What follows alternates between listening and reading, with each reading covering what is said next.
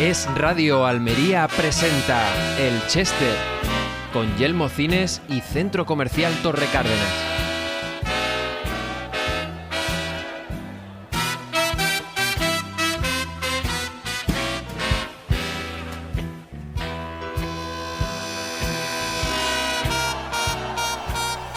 Pues efectivamente, una semana más estamos aquí en la sala número 3 de Yelmo Cines, en Centro Comercial Torre Cárdenas, y subidos al Chester. Subidos porque, claro, evidentemente no estoy yo solo, estoy con alguien que cumple las dos premisas habituales de este programa, que es, tener cierto conocimiento de Almería, que Almería es, pues, seguramente la gran protagonista de esta entrevista, aunque hoy vamos a ir mucho más lejos, nos vamos a ir a años luz de Almería en distancia, y también evidentemente ser un buen amigo, porque si no, esto no habría la confianza necesaria para que esto saliera bien. Ramón González, bienvenido. Muchas gracias, Víctor, encantado de estar aquí. ¿Cómo estás? Pues muy bien, con muchas ganas de seguir haciendo cosas, por Almería, y bien, con energía, con mucho ánimo y adelante con todo. Ramón González es el CEO de Robonity, que es una compañía almeriense, una pyme, una pequeña compañía almeriense, pero además yo, que he entrevistado varias veces a Ramón en relación con su ámbito profesional de ahora, que es la aplicación de la tecnología a la agricultura, tenía ganas de que Ramón viniera aquí a hablar en general de la vida, de la tecnología, del mundo, del cosmos, y también de hablar del Ramón González de antes, que es un poco el que se ha hecho famoso, al menos en Almería, porque ha sido trabajador de la NASA, que yo siempre tengo un dicho, que cuando, sobre todo algunos políticos, cuando no los veo muy listos, digo, a la NASA no lo van a llamar para trabajar, o a Ramón sí lo llamaron para trabajar en la NASA. Sí, afortunadamente estuve trabajando 3 años en Estados Unidos, en el Instituto Tecnológico de Massachusetts, que todo el mundo lo conoce por el MIT, ¿no? Por el MIT, y efectivamente en ese grupo de investigación para el que yo trabajaba, que era el grupo de movilidad robótica, teníamos lazos muy estrechos con varios centros de la NASA, con el centro Ames, que está en San Francisco, con el centro Glenn, que está en Cleveland, y afortunadamente pudimos colaborar muy estrechamente con ellos, y sobre todo contribuir a que sus proyectos, en este caso en los que yo trabajaba, que son robots de exploración planetaria, pues bueno, aportar nuestras pequeñas granos de arena, aportar nuestra tecnología para mejorar la movilidad de esos robots. O sea que la NASA no está toda en el mismo sitio, tiene varios centros, ¿no? Efectivamente, tiene varios centros a lo largo de todo Estados Unidos, y cada uno de esos centros, digamos, es especialista o es responsable de diversos programas. El más famoso de todos ellos, ¿no?, el Centro Johnson, que está en Texas, en Houston. Se lo de Houston, ¿no? Houston tenemos un problema. Es el más famoso porque allí es donde se entrenan los astronautas que van a las misiones espaciales, a la Luna en su día, y ahora pues a la Estación Espacial Internacional, etcétera. Pero hay otros centros, en concreto con los que yo más colaboré fue con el centro Ames, que está en San Francisco, que es responsable de las misiones robotizadas a la Luna, especialmente al polo sur de la Luna, se está analizando ahora, y el JPL, que está en Pasadena, también en California, que es responsable de las misiones robotizadas a Marte, y Cleveland, que es otro de los centros con los que yo colaboré, que es responsable de toda la tecnología de movilidad y locomoción de esos vehículos, de esos robots. Así está de fino Ramón, que con las cuestas que hay en San Francisco, pues de tanto subir y bajar cuestas se ha quedado el hombre ya fino para toda la vida. Bueno, qué locura de sitio, ¿no? Es decir, esto nos desborda un poco.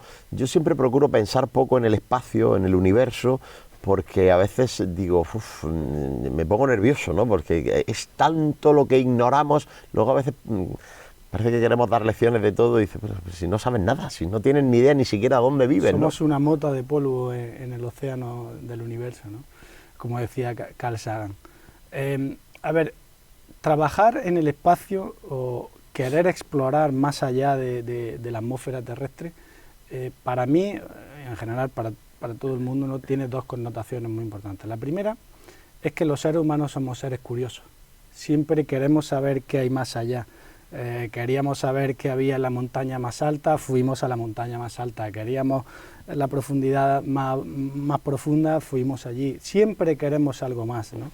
Entonces, cuando se inventaron los telescopios, Galileo inventó el telescopio en el siglo XVII, pues lo que quería, primero esos puntitos que veía, ¿no?, que eran las manchas de la Luna, qué había allí, las lunas de Júpiter. Siempre el ser humano quiere saber qué hay más allá. Y evidentemente la segunda connotación, y que mucha gente no aprecia tanto, es que cuando trabajamos en ingeniería espacial, estamos trabajando en la punta de lanza de la ingeniería mundial. O sea, los grandes retos a los que se enfrentan los ingenieros aeroespaciales, astrofísicos, etcétera, es la punta de lanza, y esos problemas que se resuelven, que alguien dice, bueno, ¿qué problemas surgen en un robot que hay en Marte? Todos esos problemas luego se trasladan a transferencia de tecnología aquí en la Tierra. O sea, muchas de las soluciones, sin ir más lejos. En el año 2003-2004 se envió a Marte una misión robotizada que se llama Spirit y Opportunity. Tuvieron que diseñar un paracaídas, nunca antes diseñado, porque la atmósfera de Marte es muy fina, con unos materiales muy especiales. Y alguien dice, ¿y eso para qué sirve? Los chalecos antibalas que vemos en todos los guardas de seguridad o en nuestros cuerpos de seguridad de todo el mundo, están fabricados con el material que se inventó para hacer esos paracaídas. Un ejemplo cotidiano. Sí, muy pero cercano. Incluso en nuestros hogares podemos encontrar cientos de tecnologías desarrolladas gracias a la carrera espacial. Por eso, siempre que pensemos en el espacio hay que pensar en esas dos connotaciones. Primera, saciar la curiosidad humana, y segundo, aprovecharnos de toda esa tecnología. Y eso NASA lo hace muy bien. NASA tiene una oficina específica de transferencia de conocimiento. Claro, tengo que hablar de tu experiencia allí. Me interesa mucho, son preguntas que te tengo que hacer y me tiene que dar tiempo, porque siempre el drama de todo programa es que tiene unos tiempos, ¿no? Por lo menos para mí, y se me quedan fuera preguntas y me quedo, como dicen los jóvenes ahora, todo loco. Bueno, como decir los jóvenes. Pero, claro, a mí me gustaría saber en qué momento está la carrera espacial ahora mismo. Es decir, ¿cuáles son los retos? Es decir, porque claro, aquí yo sé que ya hay gente que está planificando cogerse sus cohetes el fin de semana, con permiso de Yolanda Díaz, e irse a pasar el fin de semana a otro planeta. Pero al margen de esos privilegiados, el momento de la carrera espacial, ¿cuál es? Es decir, ahora mismo, ¿qué estamos persiguiendo? ¿Qué queremos lograr? Tenemos varios frentes abiertos, y la verdad que somos un auténtico afortunados todos los que estamos ahora sobre este planeta, porque estamos viviendo un momento increíble, como nunca antes ha pasado en la tecnología y por supuesto en la carrera espacial. En primer lugar, durante muchos años el auténtico protagonista de la carrera espacial era la agencia americana NASA. Durante todos estos años ellos lo han liderado. Han hecho un trabajo realmente formidable, pero ahora se están sumando agencias de otros países. Hace poco veíamos India lanzaba su cohete o su robot a la Luna, China, Europa, por supuesto, aunque Europa va un poco más rezagada, pero también, por supuesto, está contribuyendo.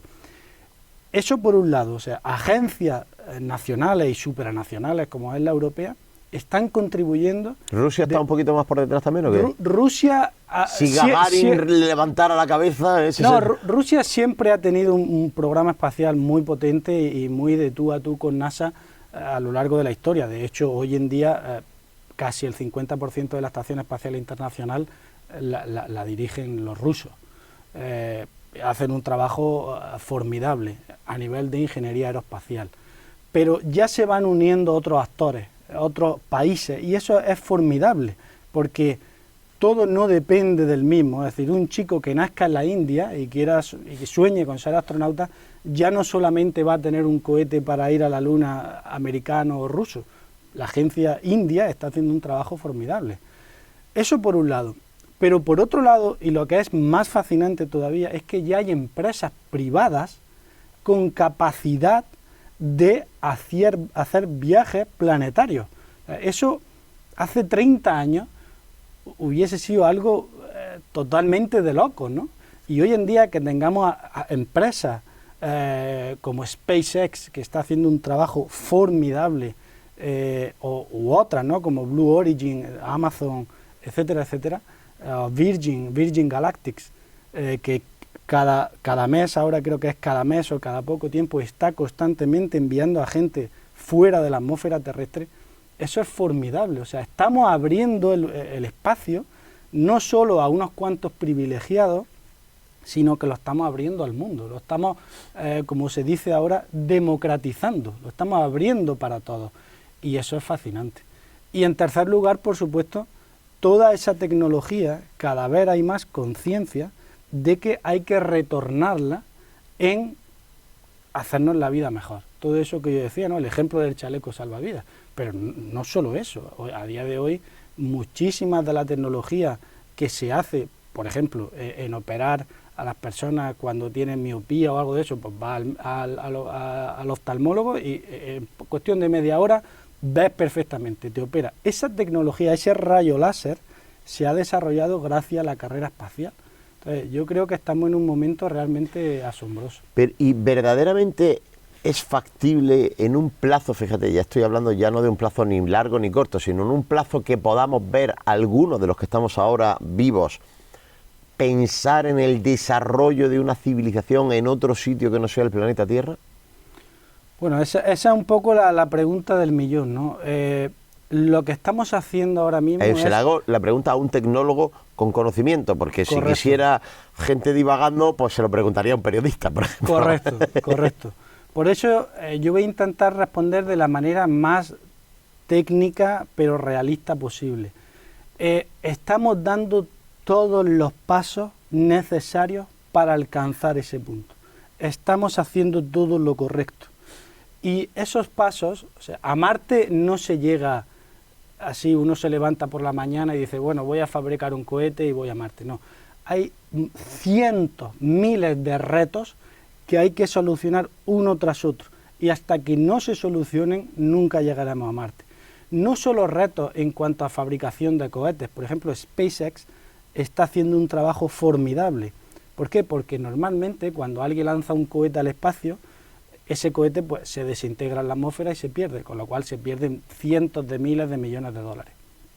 Ahora SpaceX, ¿qué está haciendo? Son cohetes reutilizables, con lo cual estamos minimizando los costes al máximo.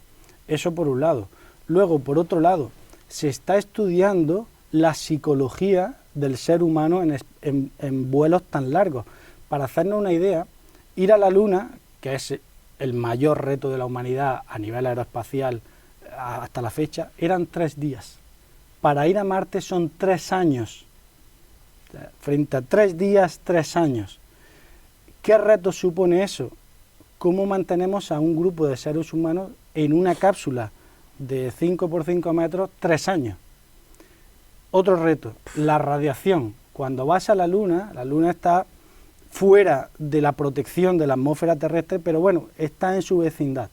En Marte hay que cubrir una distancia que, para que lo entiendan, la luz tarda 25 minutos en ir a Marte.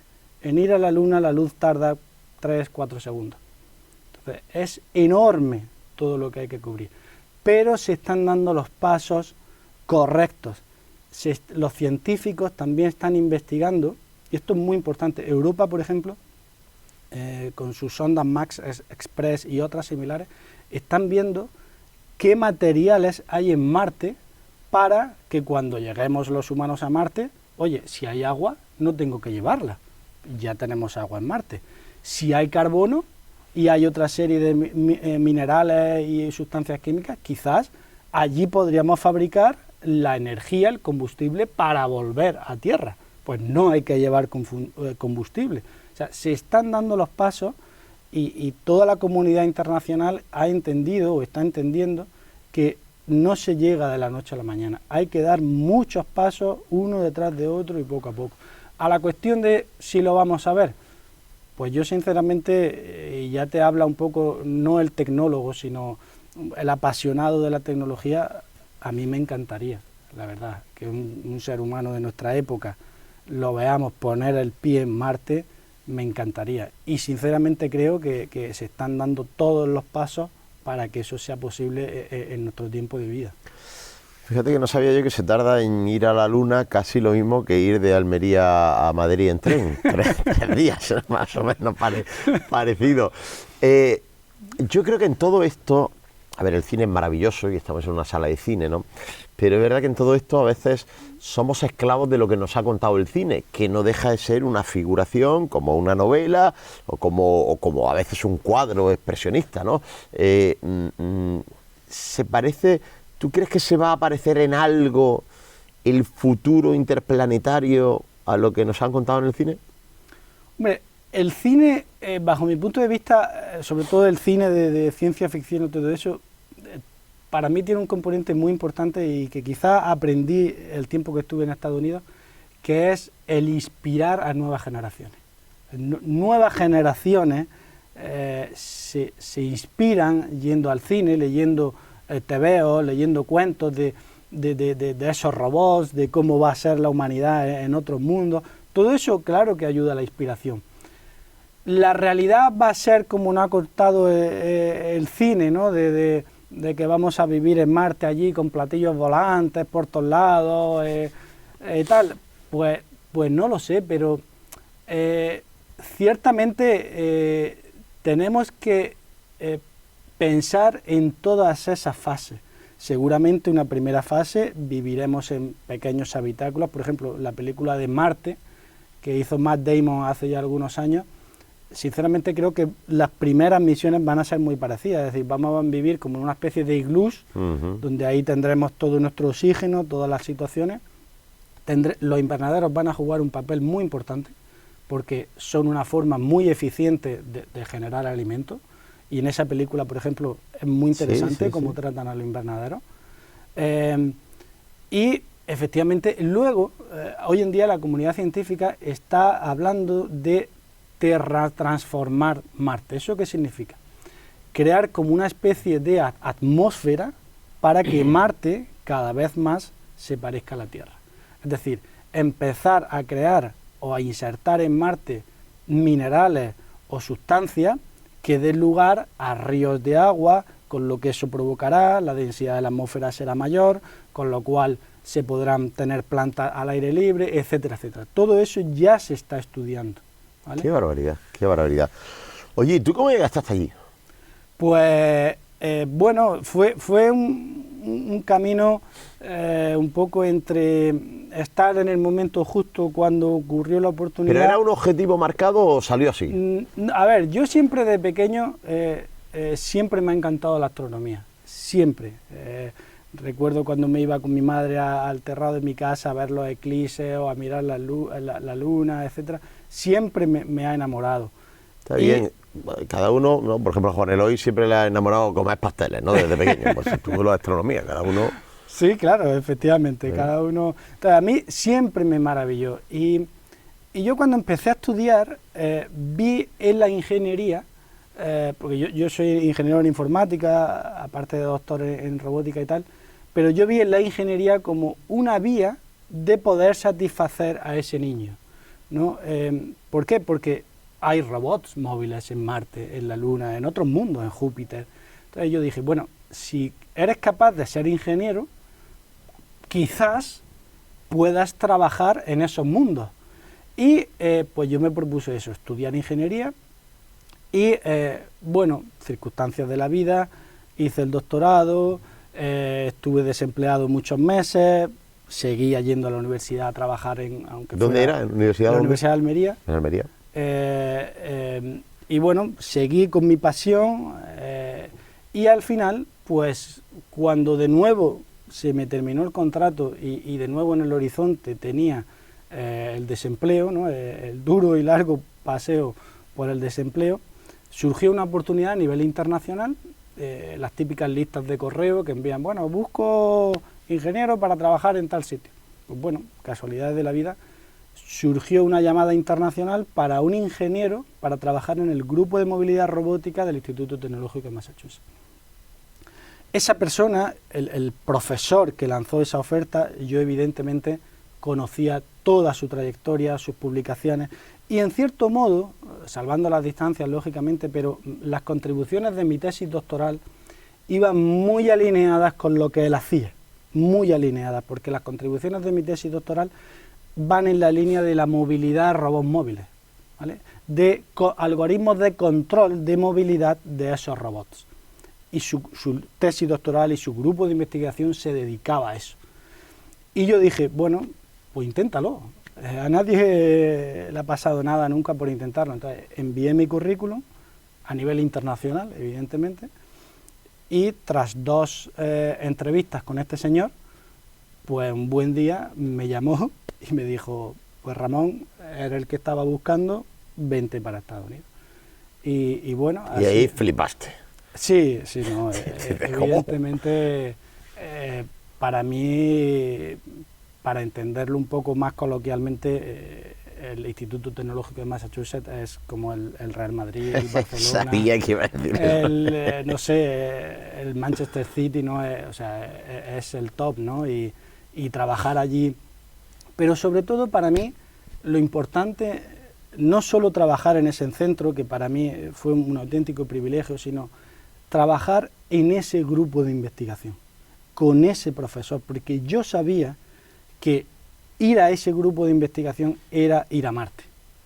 Yo sabía que era satisfacer a ese niño, porque ese señor ha sido el responsable, o uno de los responsables, de los robots que la NASA ha enviado a Marte. Por ejemplo, el robot Spirit, el Opportunity, el Curiosity. Ese señor ha trabajado codo a codo con los programas de control de movimiento de esos robots. Entonces yo sabía que eso era la puerta a ese niño, ¿no? Y luego vuelvo de nuevo al cine. Claro, en las películas nos muestran el trabajo de toda la gente que trabaja en ese entorno, pero se centran pues en el que está haciendo preparación física para luego ir a meterse en un cohete, el que tal. Pero claro, allí entiendo yo que la mayoría del trabajo pues es mucho ordenador, muchos números, muchas fórmulas, mucho trabajo de coco muy duro, ¿no? Sí, efectivamente. El gran aval de la NASA es todo el equipo de ingenieros que hay detrás. No solo, por supuesto, los auténticos protagonistas son los astronautas, ¿no? Que son los que salen en todos los canales de televisión y tal, pero detrás de ellos hay cientos de miles de ingenieros, no solo ingenieros, científicos de todo tipo, geólogos, médicos, etcétera, etcétera, soportando todo eso. Y luego, evidentemente, todas las misiones que realiza NASA de robótica, hay auténticos talentos, ¿no? En ingeniería, en todo lo que supone. Démonos cuenta que, como decía antes, un robot móvil que está en Marte tiene que ser totalmente autónomo. Eso significa que cuando un robot va moviéndose y ve una piedra delante o ve tierra que está muy suelta, por sí mismo tiene que tomar la decisión de decir, no, me puedo chocar ahí, voy a girar por aquí y voy a continuar. Eso que parece algo tan sumamente sencillo es absolutamente crítico. De hecho, en el año 2009 la misión Spirit se perdió porque el robot Spirit cayó en una duna de arena y fueron incapaces de extraerlo de ahí. No es que se perdieran los 1.000 millones de dólares que varía la misión, es que se perdió la ciencia, que es lo importante. Entonces, estamos hablando de tecnología punta, ¿no? Y para desarrollar eso, pues son ingenieros que están intentando solucionar problemas a los que antes no había solución. Y cuando alguien soluciona algo que no había solución, es muy difícil. ¿Te hubiera gustado seguir allí? ¿Hubieras querido trabajar toda la vida en eso? ¿Querías buscar otras experiencias? ¿Querías volver a casa? ¿Cómo era cómo fue el momento de transcurridos esos 4 años? Pues yo un poco embaucado por todo el ambiente de allí, ¿no? Del Instituto Tecnológico, aparte de mi trabajo como investigador, iba a clases también para empaparme. Yo ese tiempo que estuve allí intenté aprovechar cada segundo del día. Iba a clases, en fin, a conferencias, todo lo que podía. Y poco a poco fue despertando en mí un poco realmente la transferencia de conocimiento lo hacen las empresas. Los centros de investigación hacen una labor increíble, son la punta de lanza de la tecnología, las universidades, la administración pública, pero realmente los que pisan el suelo y los que aprietan los tornillos para que los robots se muevan o sucedan cosas son las empresas privadas. Entonces, poco a poco fue despertando en mí esa idea de montar una empresa. Y evidentemente montar una empresa en mi país. En mi país, que gracias a él, gracias a las becas que yo obtuve, gracias a la beca que tuve de formación del profesorado, hice el doctorado, viajé por medio mundo e hice estancias en medio mundo, querer contribuir a que mi país, en la medida en la que yo pueda y en la que mi empresa pueda, sea mejor. Y por eso, pues cuando ya transcurrió un cierto tiempo, que fueron 3 años y algo, pues yo me senté con mi supervisor, con mi jefe, y le dije, mira, Carl, yo creo que voy a tomar esta decisión y tal. Y él me dijo, Ramón, chapó, adelante, aquí me tienes para lo que necesites. O sea, yo creo que realmente, aunque imagino que luego hablaremos en la entrevista un poco más adelante sobre esto, realmente tenemos que valorar muy mucho a la gente que monta empresas, que crea empresas, porque realmente los emprendedores son los que mueven los países. En Estados Unidos eso se sabe. O sea, cualquier persona que está en la universidad, su sueño es montar una empresa. Eso se sabe, se ve. Sus ídolos son gente que ha montado empresas. En Estados Unidos los ídolos no son Ronaldo, Messi, no sé, Vinicius, no son los ídolos. Son Elon Musk, son Henry Ford, son Steve Jobs, son esa gente, son los ídolos de los niños de 4 años. Entonces, tenemos que empezar a apoyar más y sobre todo a darnos cuenta de la gente que crea empresas, todo lo que está poniendo de su parte por mejorar el país. No tenemos mucho tiempo, pero efectivamente nos quedan 2 asuntos muy importantes por tocar. Uno es este que acabas de decir.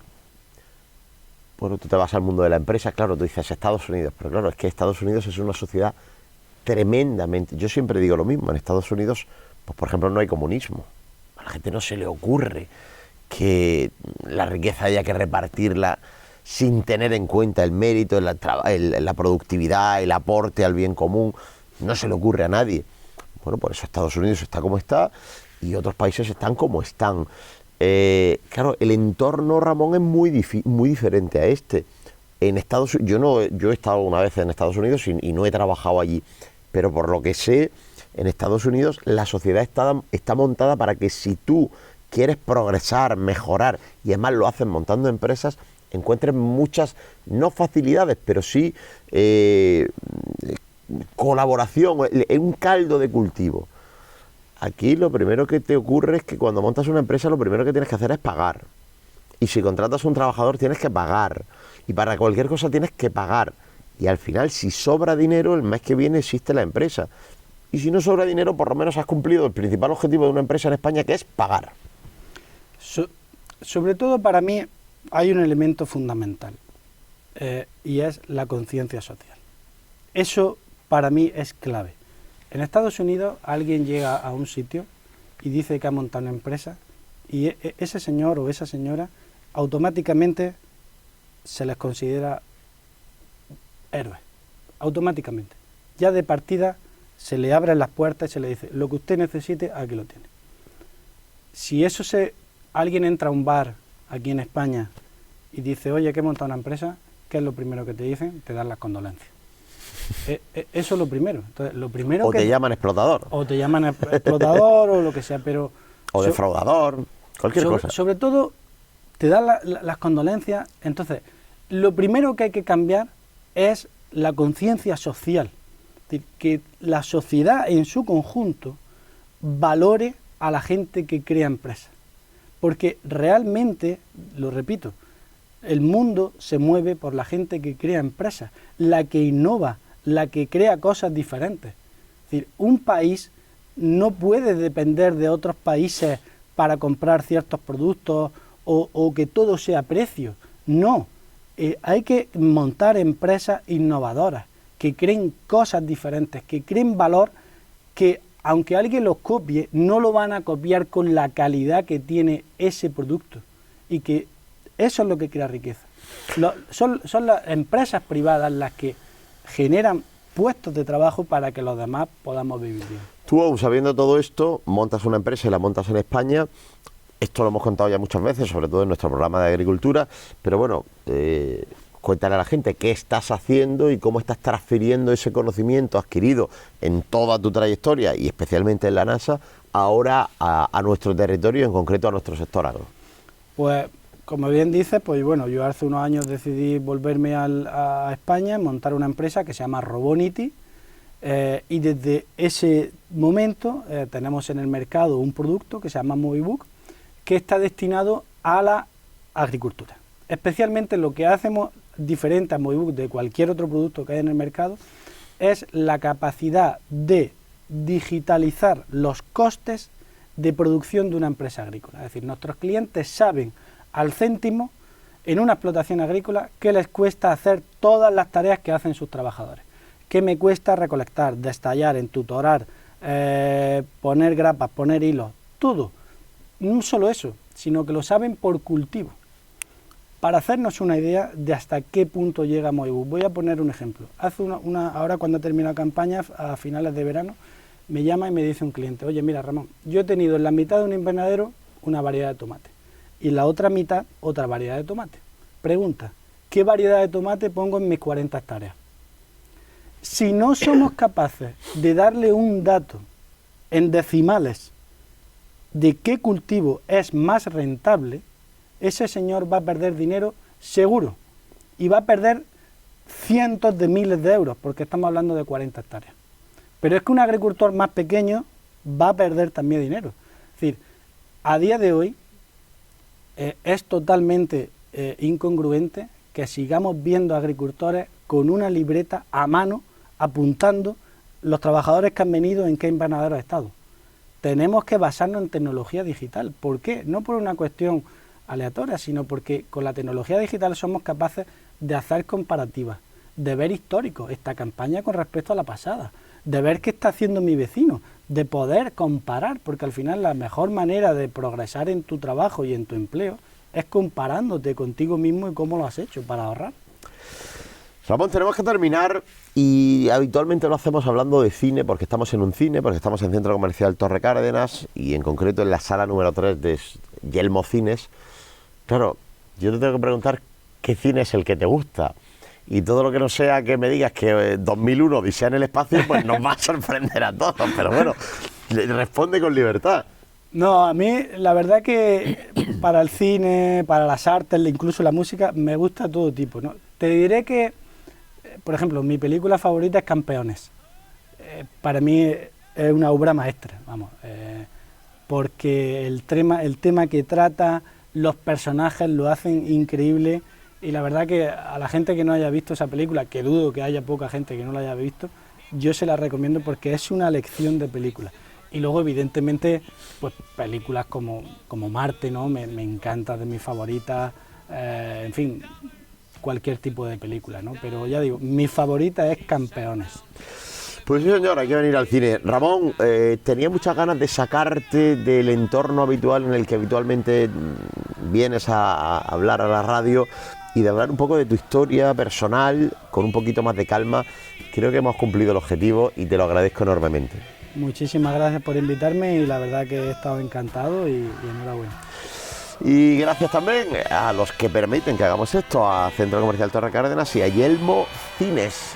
Si no pasa nada raro, la semana que viene más.